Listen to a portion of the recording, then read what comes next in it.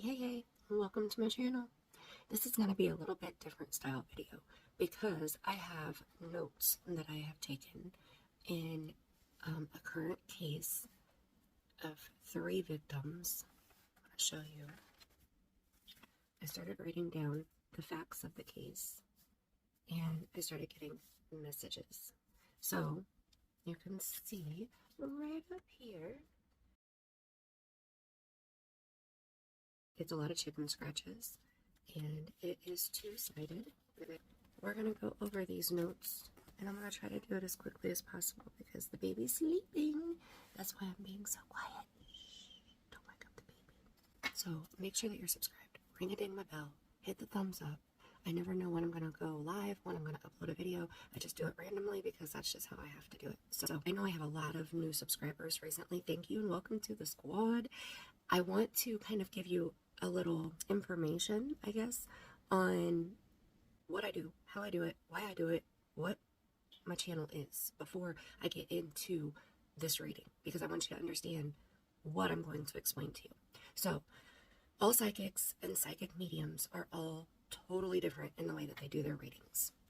And if, there are no 2 psychics that are the same, and if there are, you better question one of them, because they're not being honest. Okay, so when I do my readings, I sit down and I clear my mind, I close my eyes, I rub and hold my crystals. I have tons and tons of crystals all around me right now. I can't even begin to tell you how many I have. I pick out a specific crystal before I go start my reading. So I grab my crystal that I'm drawn to, I rub it, and I ask for my guides and my angels and my ancestors to help me get messages regarding the situation or person or people that I'm focused on. I also ask them to help me stay protected and to keep all negative, evil, and demonic energy away from me and mine. I grab my pen and my notebook, my sloppy notebooks here, and I write the date and the time and the names at the top of the page. Sometimes I have a page started with names, date of birth, missing date, any primary facts, and then I add the date and the time that I start the reading, which is what I did in this case. If it's a quicker reading, I'll try to write what I gathered, like normally, like my chicken scratches, but then in all capital letters, I'll put what I heard. Okay, now I know that's a little bit confusing, so I will explain it, I promise. And if you have questions, I'll leave a comment and ask the question, and I'll try to explain it to the best of my ability. Okay, now, if I get a vision with the reading, I'll usually draw it out quickly so that I can focus on the smaller details. If I keep hearing the same words multiple times, I'll underline the word. As for the messages I get, numbers and letters can have multiple meanings. Example, I was doing a reading for Mrs. B, and I was shown the letter T, a capital T, during her reading, and it was regarding a location. So I told her it could be the first letter of the street name, the city name, the county, or it could be a T-shaped road. It could be any of those things, but I'm being shown a capital T, and it was in Tennessee, but it didn't have anything to do with Tennessee. Like, that wasn't why I was being shown the T. I knew that for sure. Later, it turned out it was a T road, and it was great news. Those were comments that I turned into a video because she validated my reading. And I've never been big on future readings. I don't read the future. I'm not that type of psychic, I usually speak to spirit because I'm a medium with psychic abilities. Or not all psychics are mediums, but all mediums are psychics. I'm a medium primary because I communicate with spirit. The spirit shows and tells me messages, and I share the way that I first perceive them, but I can be wrong. Okay, I'm a psychic medium, meaning I have all of the clearest senses. I can see, hear, taste, smell, and I just know things that there's no way that I would know them. Just like with Mrs. B's reading, there was no way that I was to know that she was about to move into a house that was on a T road. I don't live in Tennessee, I live in Indiana. I've never been to Tennessee with Mrs. B, so each one of these things can be in multiple ways. Seeing means I can see ghosts, but I also can see visions. So it has multiple different meanings. I've seen ghosts, I've seen apparitions with my own eyes, not through a camera lens, but with my own 2 eyes. I have seen ghosts, but I've also gotten visions, like snapshot visions, or like a small video clip vision. Visions are normally it's a snapshot. that flashes in my eyes when I close my eyes. And usually it's very, very quick and then it's gone. I mean, it's like poof, and then it's gone. So I have to look at that vision, that picture that I'm shown, and focus as much as I can on the smaller details, because usually you see the big outline of whatever you're being shown, but I need the smaller details. I need to know the things that I feel like I'm missing. You know, those are the important pieces in my opinion. And this is all my opinion. This is all just me, because this is how I roll, okay? Other people roll different, and this is how I roll. I have a little bumpy roll when I roll, okay? Sometimes visions will happen like a quick movie scene in my head, kind of like a dream. Okay, if you've ever had a dream, that's how some of my visions have been. So when I'm asking for details about a location, I'll get the vision immediately and quickly. So like usually if I say and it's at the very beginning of a case. So like with Savanah, Soto, and Matthew Guerra, I said, show me what I need to know about them. Tell me what I need to know about them. And that's how I did this reading. So I feel like my very first reading on the case is like the most important, I think. As I learn more facts about the case, then I will get deeper. But and more important details will come along throughout my readings. That's why I continue to do readings more than just one. But I feel like that first reading usually has very important details. Now for the super important parts, okay? I am not law enforcement. I am not here to solve a case. Do not ever repeat anything that I get from spirit as a fact, ever, until it's validated by factual evidence provided by law enforcement. Please and thank you. Anything that any psychic or medium gets is not factual information. I don't care if they say, I know for a fact where so-and-so is. How do you know? Because spirit showed me. That's not a fact. Okay? So you have to be careful with that. If any psychic tells you that what they got through their reading is factual information, I'm just saying. Okay? Also, do not ever call law enforcement and give them any information that I share that I got through a reading. Now, if we figure out something like puzzle pieces together because of information that I got through a reading, but it aligns with facts, then that's different. But don't ever say, call law enforcement and say, well, I was watching this medium on YouTube. They're going to hang up on you immediately, okay? I know firsthand. I've called law enforcement 2 times. 2 times. Myself. They said, okay, thank you, ma'am. Click. Trash. That's just, and both of those that I called, neither one of those cases have been solved to the fact of the missing have been found. I do share facts on my channel, though. I do. I'm a very, I call myself a psychic medium addicted to facts. I am very, very specific, though, when I share factual information or when I share something that I got from spirit. It will be totally different, and I will specify how different it is. I think that's what makes my channel unique, you know. Most psychic mediums or psychics just share their readings, their messages from spirit, or you have a true crime channel that just shares the facts. It's very, very rare that you have both. So here, you get the best of both worlds, you know. I use my psychic medium abilities to lead us in places to look or dive deeper into a case, okay? YouTube wants me to say that my readings are for entertainment purposes only, but I work very, very hard on my work, on my readings, on my visions, on my spirit box sessions, on my card readings. I work very hard on that stuff. It's not just entertainment for me. So that's hard for me. I do want to say, I am not employed by the devil. I do not work for the devil. I do not speak to demons. Jesus loves me just as he loves you. My abilities are a gift from God. Throughout my life, I always thought that I just had super common sense. Like, I used to say that my common sense was a superpower. Anytime my family had issues with something, they'd call me and I'd figure it out almost immediately. Like if my brother's boys locked their bedroom door and my brother spent 3 hours trying to get the door open and could not figure it out, and he called me and I went over and had the door open in 5 minutes. Little things like that. I fixed many things in our houses that people didn't think could be fixed. I just know certain things, and it's weird. You know, like I feel like one of my guides, my great-great-grandfather was an architect. Like he built many buildings that are still standing in my city, in my town. I feel like he's one of my spirit guides. And I also feel like my grandmother is one of my spirit guides. I feel like I'm getting their help, you know? So, and I'll show you this. This is my grandmother. This is one of her younger pictures. And my uncle, he was an electrician and a mechanic. And I feel like he also is one of my guides. He helps me. And I think that that's how, like, I can just know, you know? I can just know. I have all this help from all these amazing people. About 2.5 years ago is when I found out that I was psychic. That I always kind of knew that I was a medium because I always spoke to spirit. When I moved into a house where 2 people were murmured. We moved in 6 years later and I was 5 years old. We lived with them. They still lived in their house. We moved in with them. We had many, many, many encounters with them. I have ghost stories for days. My mom has ghost stories for days. The things that we experienced in that house were fun. They were fun. It was never bad. It was never evil. It was never scary. They still lived in their house and we moved in with them. I knew that the spirits were there.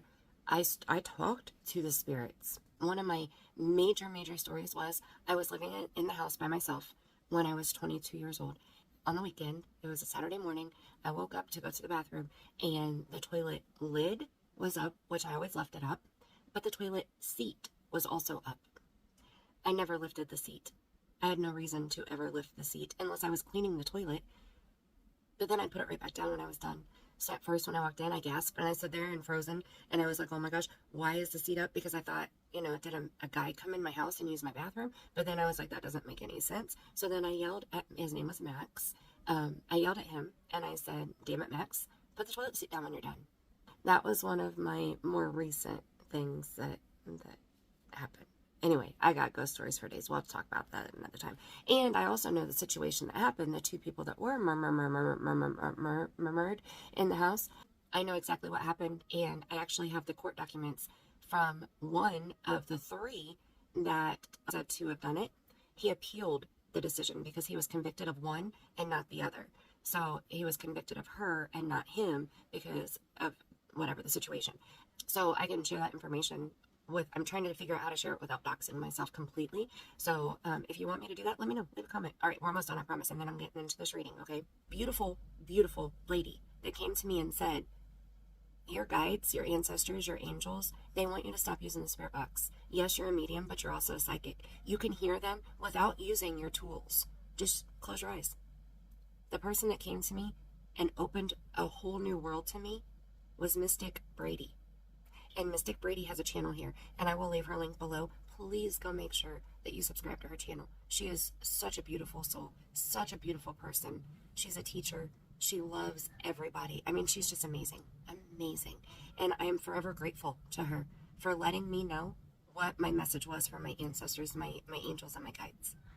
I don't know if I ever would have figured it out on my own if Mystic Brady hadn't told me. So I'm forever grateful.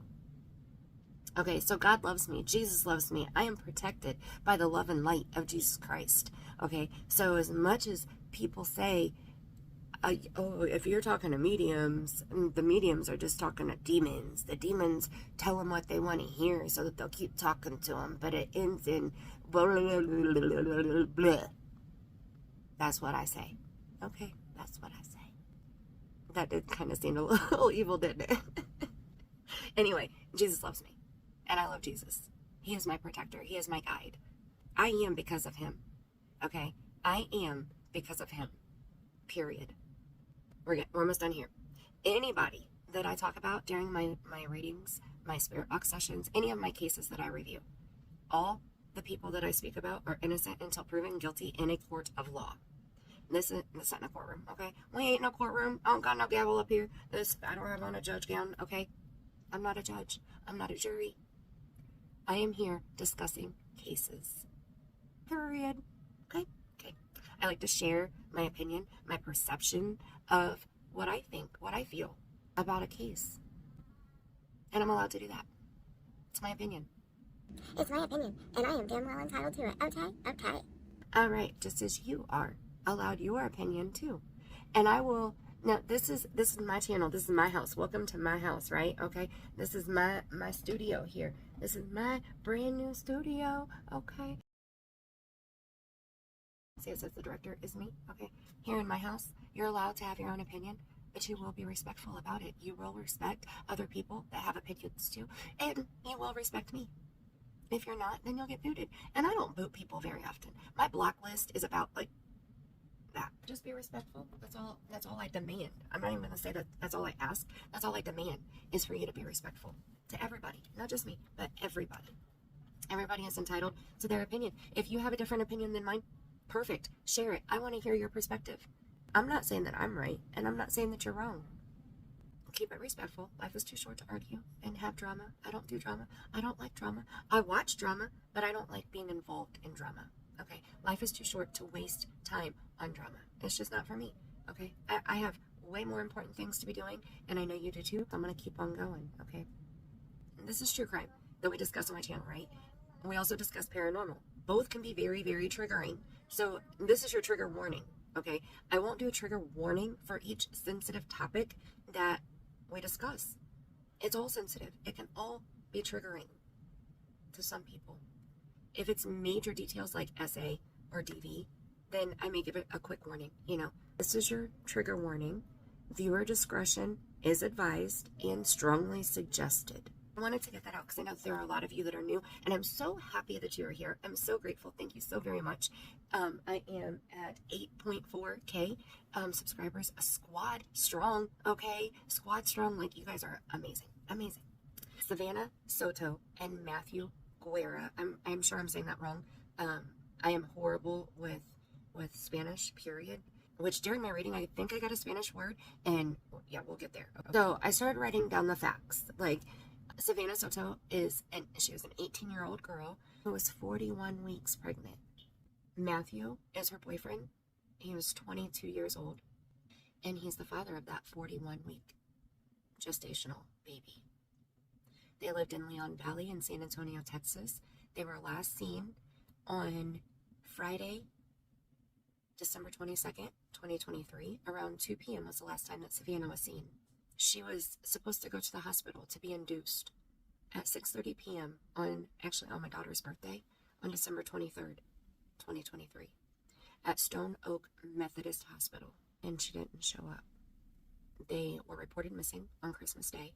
There were some details in there about Savanah was reported missing first, and then they thought that Matthew might have kidnapped her, taken her, something, rumors along those lines, and then come to find out he was missing also. And then on Tuesday, December 26th, around 4 p.m., they were both found, the 2013 silver Kia, in the parking lot of the Colinas Apartments. Savanah was in the front passenger seat with the baby's car seat tossed on her. Now, I've heard some confliction with that. I've heard that it was tossed on her, period, but then I've heard that it was tossed on her lap, which that can make a big difference, especially with the vision that I was shown. Matthew, I keep hearing Matt, not Savanah, but Nana. I'm sure that Matt had like some kind of street name or something. I'm hearing Nana and Matt and Nana. Matt was laying in the back seat, and they both had a single shot behind their right ear.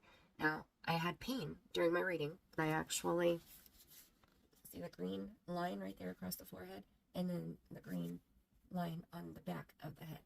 I had pain right here, like right above my eyebrows, right there, all the way across. I mean, it was almost like somebody hit me in the head. It went down my nose and into my eye sockets, but it was right here and down. And then I had pain back here, down through my neck, but it was at the base of my skull. So it was right here, and it went down through my hair to down to my neck. It didn't go down to my shoulder, but it was right there. I also had ringing in my ear, like a loud ringing in my ear. Now, once I acknowledge these things, it stops, thankfully, but I have to acknowledge it. I have to write it down, or I have to say, okay, I feel it, I gotcha, I understand it, and then it stops. So those were the two places that I had pain, across my forehead right here, and then on the back side. Now, I know that they were shot behind their right ear, but I don't know where. I don't know if it was like right behind their ear, or if it was back further, if it was in that spot where I'm saying, but I know that my pain was back here, and it went down into my neck, and then I had the ringing in my right ear. So if you have any information, any factual information, if you are in San Antonio area, if you know somebody related to this case, not rumors, do not call law enforcement with rumors that you hear. Please do not call with rumors, and do not call with anything that I'm about to tell you, okay? But if you have factual information, you can call the SAPD at 210-207-7674 or 210-207-7440. Oh, wait, there was one other thing. So his shot was a contact shot, meaning that the actual barrel was touching the skin.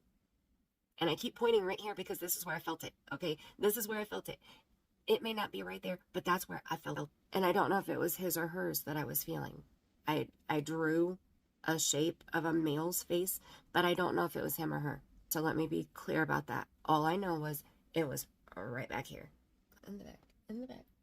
His was a contact shot. They didn't say that hers was, but they did say that they were both one gunshot to the right side of the head, behind the ear, and that was it. And the casings were left in the car. After they were both deceased, a driver got into that 2013 Kia Optima and drove to a parking lot and met up with a male who was driving a Chevy Silverado, a dark-colored Chevy Silverado. But he was sitting in his passenger seat and tossed him a white towel, and he grabbed that and walked back to the driver's side door on the Kia. I believe that that was a female driving the Kia.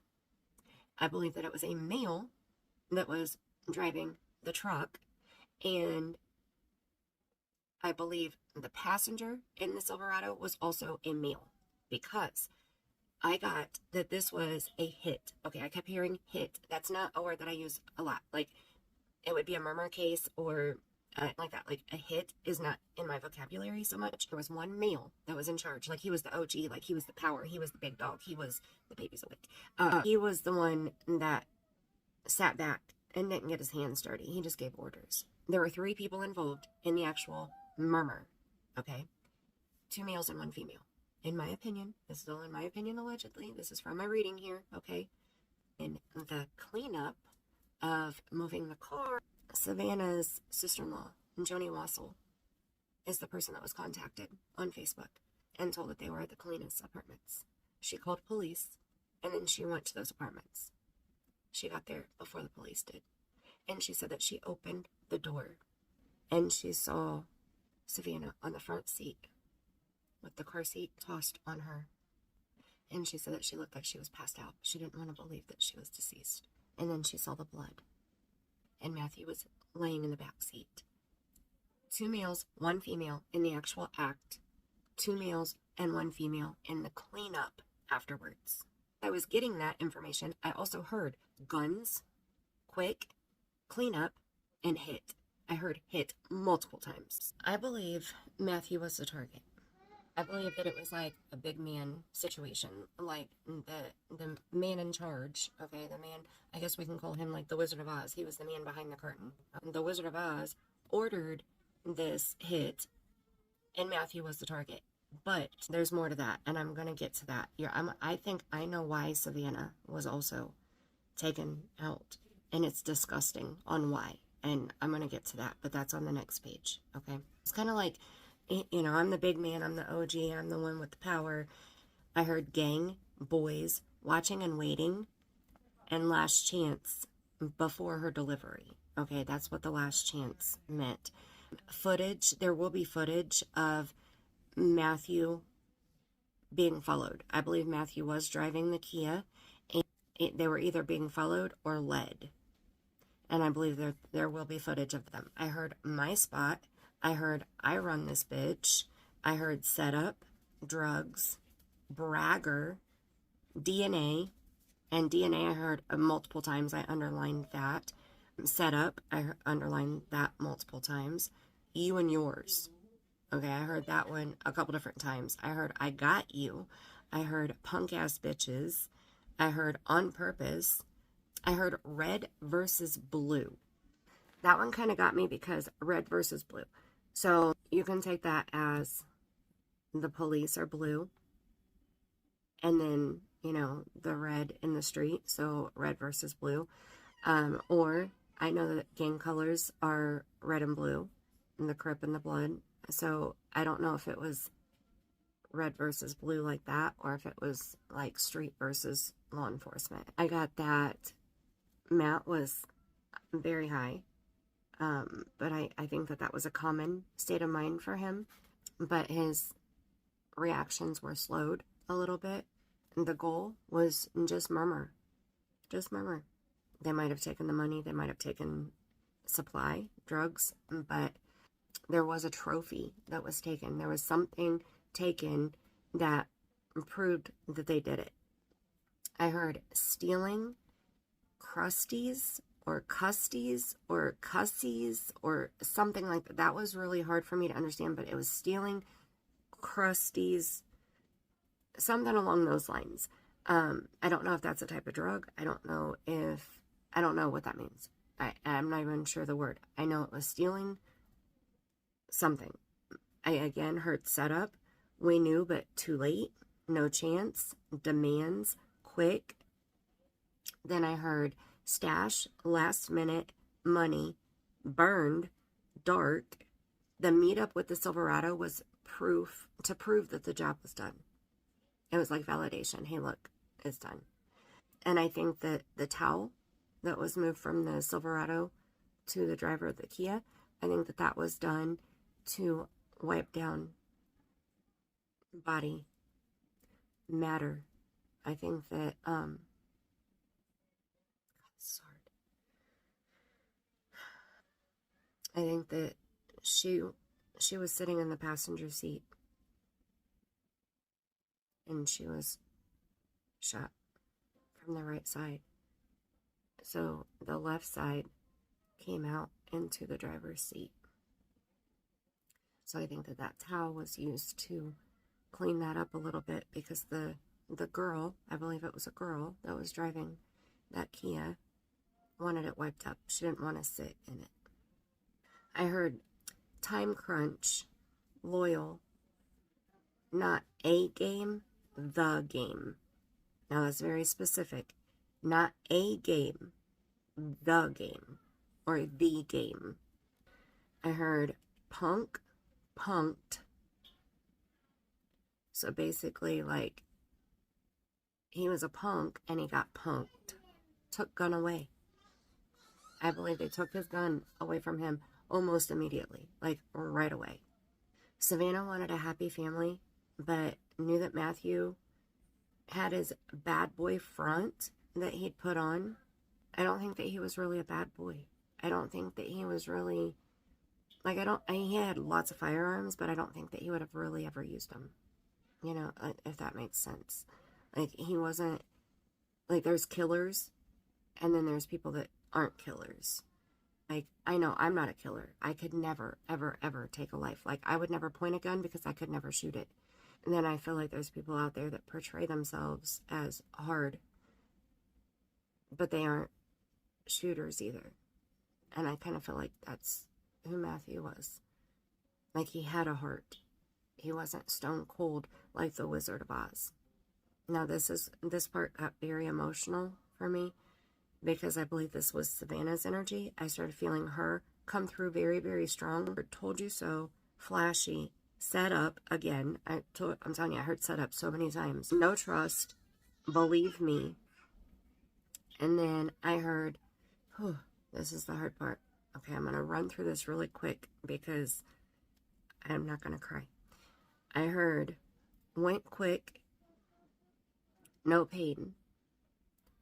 I'm a mama. Together. My baby is beautiful. He's perfect. Guapo or capo. And I think that might be the Spanish word, but I don't know what it means, but that's where it came in right there. And then I also, now this is just me putting it out here, and I don't know if we'll ever know for sure. I would think that we would know by autopsy reports, hopefully, maybe. But I heard 8 pounds, 2 ounces, and 20 inches long. And I wrote it down. So here's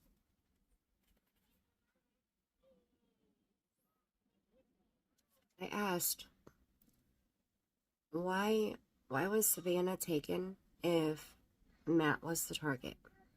Like, what was the reason? She was 41 weeks pregnant with a baby. What was the reason that she was taken if he was the target? I got that Matt didn't respect Savanah, but she was pregnant with his son. His son. I believe men want a son to carry on the family name. I believe that was very traditional with this. He wanted a son. He wanted a boy. So the reason why she died was to kill his baby boy, because the Wizard of Oz was a coward. He didn't want to kill a baby. So he justified it by saying, if we do it before she delivers the baby, then we're not actually killing the baby, we're killing her. Hopefully that makes sense. I mean, I think anybody that kills a baby is a coward, period. But that was his way of doing it. In my opinion, allegedly. As I was writing that, I also heard staged and planned. Now, this is, again, allegedly, okay? I got that Matt was a punk, meaning he acted hard and had many firearms, but he wasn't a killer, which is what, I already said that on the last page, but I wrote this part down here. He'd show off his firearms, but he wouldn't use them. As I wrote that, I heard big man. I don't know why, but I heard big man. There was definitely a male who was the actual shooter, and then there was a female who was the driver. Like those energies I got strong right there, so I wrote those down. Savanah was done first to make Matt watch. She was quick.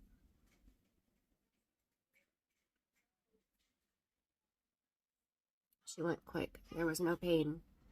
It was immediate. Like immediate. One shot, done. Matt was knocked around a little bit before he was shot.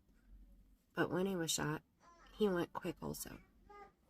Now, to end this out here, street justice.